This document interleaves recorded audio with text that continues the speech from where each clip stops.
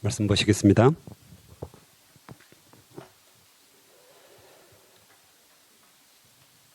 오늘 말씀은 회개와 용서에 관한 말씀인데요. 1절에 보면 내가 내게 진술한 모든 복과 저주가 내게 있으므로 내가 내 하나님 여호와로부터 쫓겨간 모든 나라 가운데서 이 일이 마음에 기억나거든.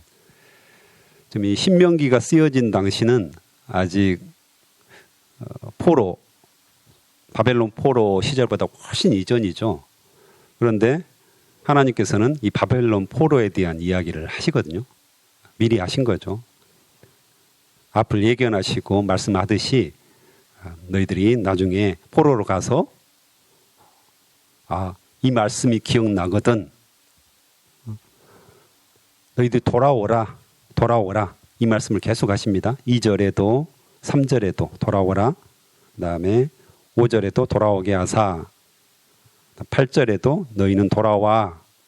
9절에도 내 하나님께 돌아오면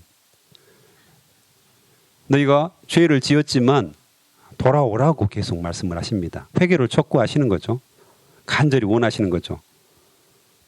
당신의 자녀들이 죄를 깨닫고 회개하고 하나님께 돌아오기만을 간절히 학수고대하신다는 사실을 알 수 있습니다. 계속해서 기다리신다는 거죠. 너희가 회개해라. 이것을 계속 촉구하시는 그런 말씀입니다. 그리고 3절에서 5절까지 보면 다 준비해 놓으셨다고 이야기합니다. 우리가 돌아올 때를 대비해서 아주 하나하나 자세하게 준비하고 계셨고요. 5절에도 보면 조상들보다 더 번성하게 하실 것이다. 약속을 계속 하시는 거죠. 그래서 돌아와라. 너희가 회개하고 돌아오면 내가 다 주겠다. 다 준비해 놨다. 풍성하게 너희에게 주실 것이다. 이렇게 말씀을 하십니다. 심지어는 6절에 보면 내 하나님 여호와께서 내 마음과 내 자손의 마음에 할례를 베푸사 너로 마음을 다하여 뜻을 다하여 내 하나님 여호와를 사랑하게 하사 너로 생명을 얻게 하실 것이며. 너무 안 돌아오니까 우리 자녀들도 너무 말을 안 들을 때가 있잖아요. 사춘기 시절에 보면 진짜 말을 안 듣고 2번, 3번 말해야지 겨우 자기가 좋아하는 것으로부터 부모님이 원하는 것으로 행동을 옮기잖아요.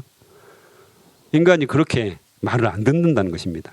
그래서 하나님께서 마음의 할례를 베푸셨다. 마음의 할례가 뭡니까? 할례가 뭡니까? 옛것은 죽고 우리 옛사람은 죽고 새 삶을 새 생명을 얻는다는 거 아닙니까? 그래서 마음의 할례를 한다는 것은 우리의 죄, 우리의 옛사람 이것을 벗어버리고 이것을 잘라내버리고 새롭게 성령의 충만함을 받는다는 것이죠. 성령께서 우리에게 임한다는 의미입니다. 성령께서 우리에게 불러 임하고 능력으로 임한다는 말이 바로 마음의 할례를 베푼다는 것입니다. 그래서 직접 예수님께서 십자가의 죽으심으로 말미암아서 성령을 우리에게 부어주시는 거죠. 성령께서 우리 안에서 역사하시면 우리가 마음의 할례, 새 생명을 얻게 되는 거죠. 새 생명을 얻는다. 너로 생명을 얻게 하실 것이다. 그리고 여호와를 사랑하게 만드신다고 말씀하십니다. 나중에도 이야기하겠지만 하나님께서 우리에게 선택을 하도록 기회를 주셨죠. 선택을 한다는 것은 너무 큰 은혜죠. 그 말은 로봇가 아니라는 소리거든요. 로봇은 어떻습니까? 사람이 프로그램의 한 대로 그대로 움직이죠. 그대로 움직이는 것이 로봇인데 하나님께서 사람을 창조하실 때는 선택을 하도록 창조를 하셨죠. 선, 악과 그렇죠? 선과 악을 선택할 수 있는 그런 능력을 부여하신 거잖아요. 그래서 오히려 기대를 하신 거죠. 우리가 선을 택해서 하나님의 뜻을 택해서 복을 받기를 간절히 원하시고 그렇게 우리가 해주도록 원하신 거잖아요. 그런데 사람들이 늘 악하여서 악한 것들을 선택하는 어리석음을 범했죠. 그럼에도 불구하고 오늘 말씀에서는 하나님 여호와를 사랑하게 하사 성령을 베푸셔가지고 성령을 부으셔가지고 우리가 하나님을 선택하도록 그렇게 원하셨다는 것입니다. 즉 우리가 어떤 것을 선택해도 어떤 것들을 선택해도 하나님의 뜻이다. 얼마나 좋겠습니까? 할렐루야. 이 정도의 경지에 이르시기 바랍니다. 내가 뭐 어떤 행동을 해도 하나님의 뜻에 합당한, 내가 무슨 말을 해도 하나님 말씀에 부합한 그런 말과 행동을 한다면 하나님께서 가장 기뻐하신다는 거죠. 하나님께서는 당신을 사랑하시도록 성령을 우리에게 부어주셨습니다. 일명 콩깍지를 우리 안에 씌워주신 거죠. 성령의 콩깍지를 통해서 하나님을 보게 하시니까 하나님이 너무 사랑스럽습니다. 죄인된 인간들은 하나님을 사랑할 그런 자격도 때로는 그런 마음도 전혀 없습니다. 우리 모습을 보면 너무 잘 알 수 있죠. 늘 하나님을 배반하는 쪽으로 이렇게 가잖아요. 근데 하나님께서 콩깍지를 씌워주셔가지고 하나님만 사랑하도록 성령을 부어주셔가지고 하나님만 사랑하도록 우리를 인도하신다는 사실입니다. 얼마나 은혜입니까? 제 아내가 오은영 박사를 좋아합니다. 오은영 박사 요즘 굉장히 핫한 분이죠.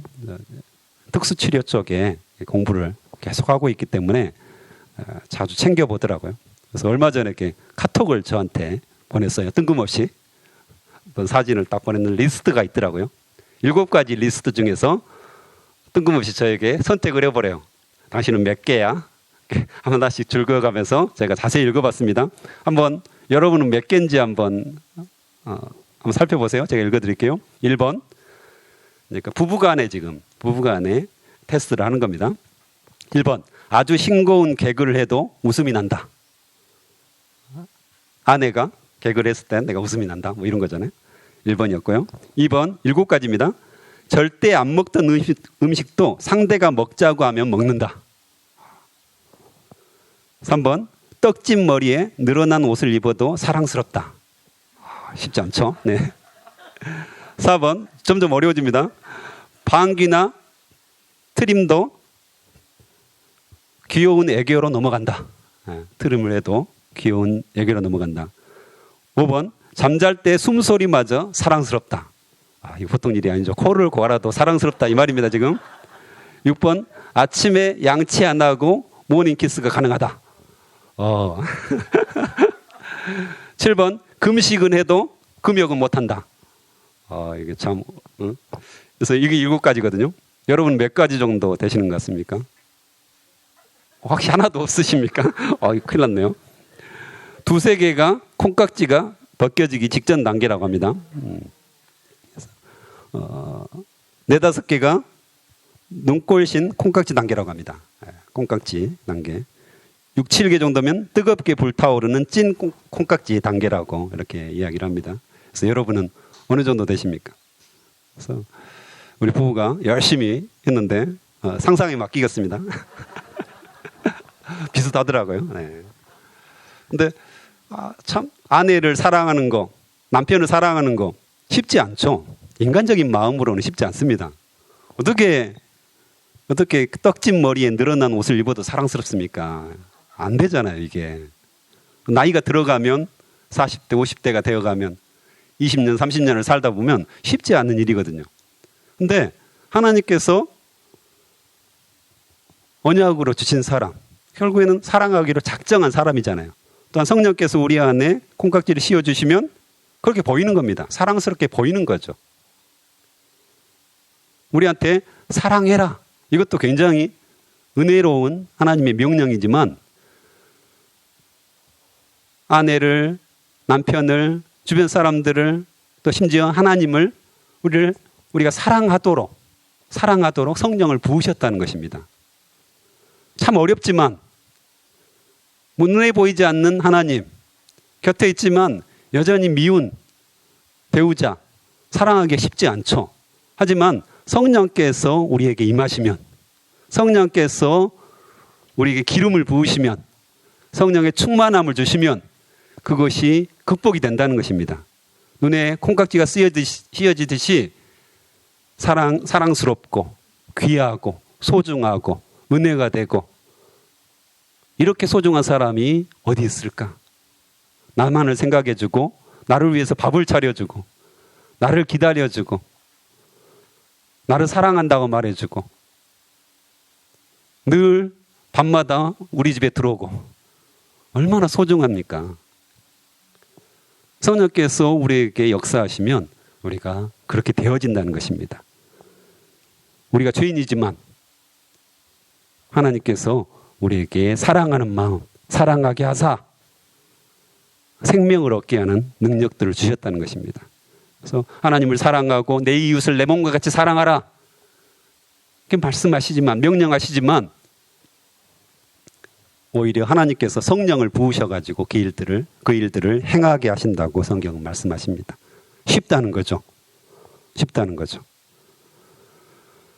그 말씀이 11절부터 또 나오는데요. 11절부터 14절까지는 한번 읽어보겠습니다. 내가 오늘 내게 명령한 이 명령은 내게 어려운 것도 아니요 먼 것도 아니라 하늘에 있는 것이 아니니 내게 이르기를 누가 우리를 위하여 하늘에 올라가 그 명령을 우리에게로 가지고 와서 우리에게 들려 행하게 하라 할 것이 아니요 이것이 바다 밖에 있는 것이 아니니 내게 이르기를 누가 우리를 위하여 바다를 건너가서 그 명령을 우리에게로 가지고 와서 우리에게 들려 행하랴 할 것도 아니라 오직 그 말씀이 내게 매우 가까워서 내 입에 있으며 내 마음에 있은즉 내가 이를 행할 수 있느니라. 아멘.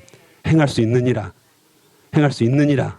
성령께서 우리에게 가까이 말씀을 두셨다는 것입니다. 행할 수 있다고 말씀하십니다. 로마서 10장 10절에 보면 사람이 마음으로 믿어 의에 이르고 입으로 시인하여 구원에 이르느니라. 마음으로 믿어 의에 이르고 입으로 시인하여 구원에 이른다는 것입니다. 하나님께서 계속해서 우리 마음에 성령의 말씀, 성령의 기름 부음, 성령 충만을 계속해서 부어주시면 이 일들이 가능하다는 것입니다. 명령이 굉장히 어려운 것 같습니다. 하나님의 말씀은 너무 어려워, 복잡해. 하지만 성령께서 우리에게 주시면 우리가 깨닫게 되고요. 결국에는 입으로도 시인해서 구원에 이른다고 성경은 말씀을 하십니다. 이 시간에도 지금 이 순간에도 즉각적으로 다가갈 수 있도록 하나님의 말씀 우리에게 가까이 있다는 것입니다. 성령께서 우리 안에 계신 거죠. 그 약속대로 우리 안에서 살아 계신다고 말씀을 하십니다. 그래서 우리가 마음 문을 열면 주님, 주여 우리가 부르짖고 주님 앞에 나아가면 성령께서 역사하실 거라고 분명하게 말씀을 하시는 거죠. 그래서 매우 가깝다. 매우 가깝다. 이를 행할 수 있다. 너에게 너무 어려운 것을 요구하지 않는다. 지금 말씀하시는 거죠. 그래서 오히려 주님을 부르고 성령 충만함을 간구하고 주님, 제가 죄인입니다. 저를 불쌍히 여겨주시옵소서. 저를 긍휼히 여겨주시옵소서. 여러분들에게 이 고백이 가장 많이 나왔으면 좋겠습니다. 제가 늘 무릎 꿇으면서 기도하면서 나오는 말이죠. 긍휼히 여겨주시옵소서. 불쌍히 여겨주시옵소서. 내 모습 이대로 하나님 앞에 설 수가 없습니다. 늘 죄악된 생각, 늘 죄악된 행동, 늘 연약한 모습. 선택을 해도 좋은 쪽을 선택하기보다는 늘 악한 쪽을 선택하고 늘 게으르고 늘 하나님을 생각하기보다는 세상 것들을 더 즐겨하고 이 모습이 저의 모습 아닙니까? 이렇게 주님 앞에 우리가 나아가기만 한다면 성령께서 그때부터 역사하십니다. 할렐루야. 내가 하지 않아도 하나님이 다 하십니다. 내가 막 애쓰고 돈 벌기 위해서 애쓰고 관계를 발전시키기 위해서 애쓰고 수많은 일들을 우리가 날마다 하잖아요. 일터에서, 가정에서, 학교에서 수많은 일들을 애쓰고 수고하고 열심히 하지만 하나님께서 하시지 않는다면, 하나님의 뜻에 합당하지 않는다면, 하나님이 원하시지 않는다면 그게 무슨 소용이 있겠습니까? 애쓴 것이 헛된 수고에 불과할 뿐이죠. 그래서 오히려 우리가 새벽에 나와서 이렇게 하나님께 기도하는 것은 주님, 제가 할 수 없습니다. 제가 아무것도 아닙니다. 저는 죄인입니다. 어쩔 수 없이 죄를 선택하는 죄인일 수밖에 없습니다. 제가 이렇게 성령 충만하게 기도하고 눈물, 콧물 다 쏟고 하나님께 부르짖고 난 후에 돌아서면 또 죄를 짓습니다. 긍휼히 여겨 주시옵소서. 역사하여 주시옵소서. 말씀은 늘 우리 가까이 있습니다. 매우 가까이 있기 때문에 모든 것들을 행할 수 있다고 하나님께서 자신감 있게 말씀하십니다. 바로 성령의 존재, 하나님의 존재가 우리 안에 살아계시기 때문에 이렇게 딱 확실하게 이야기를 하시는 거죠. 그분께 우리가 나아가면 됩니다. 이루어지는 것이죠. 행할 수 있다고 분명하게 말씀하십니다. 그리고 15절부터는 보라, 내가 오늘 생명과 복과 사망과 화를 내 앞에 두었나니, 하나님의 명령을 지켜라, 사랑하라 말씀하시고, 또 19절부터도 생명과 사망과 복과 저주를 내 앞에 두었은즉 생명을 택하라고 말씀하시고요. 사랑하라, 청종하라, 그를 의지하라. 하나님께서 너희에게 복을 주시겠다고 말씀을 하십니다. 선택을 하라는 겁니다. 선택을 하라. 근데 이 선택조차도 조금 전에 어떻게 말씀하셨죠? 하나님을 사랑하게 하사 성령을 우리에게 부으시면 가장 좋은 것을 선택하도록 하나님께서 우리를 인도하신다는 것입니다. 우리는 기본적으로 악한 것을 선택하는 거잖아요. 이건 다 알고 있습니다. 우리가 아무리 좋은 사람인 채해도, 인격적인 사람인 채해도, 훌륭한 사람인 채해도 지위가 높아가지고 겉보기에는 너무 좋은 사람 같고 잘 선택할 것 같은데 안 그렇잖아요. 우리 자신이 잘 알고 있고요. 살다 보니까 늘 악한 것들을 선택한다는 것을 우리는 잘 알고 있죠. 근데 하나님께서 우리에게 성령을 부으셔가지고 자율적으로 선택했는데, 나는 내 마음대로 살았는데 그것이 하나님의 뜻이 되도록 우리를 계속해서 인도하신다는 거죠. 성숙시키시고 성장시키셔가지고 내가 마음껏 살아도, 스트레스 안 받고 마음껏 살아도, 마음껏 선택을 해도 다 좋은 것이 선택되어지고, 특별히 그 좋다는 것은 하나님께서 원하시는 것, 하나님의 뜻이 딱 선택이 되어지는 거죠. 비록 그때 보기에는 이거 이래도 될까? 이걸 선택해도 될까? 했는데 나중에 보니까 모든 것이 합력하여 선을 이루어가지고 하나님의 뜻에 딱 맞게 선택을 하는 그런 단계. 하나님의 성령께서 우리에게 계속해서 임해서 역사하시는 거죠. 그래서 자꾸 성령 충만을 그래서 강조하는 겁니다.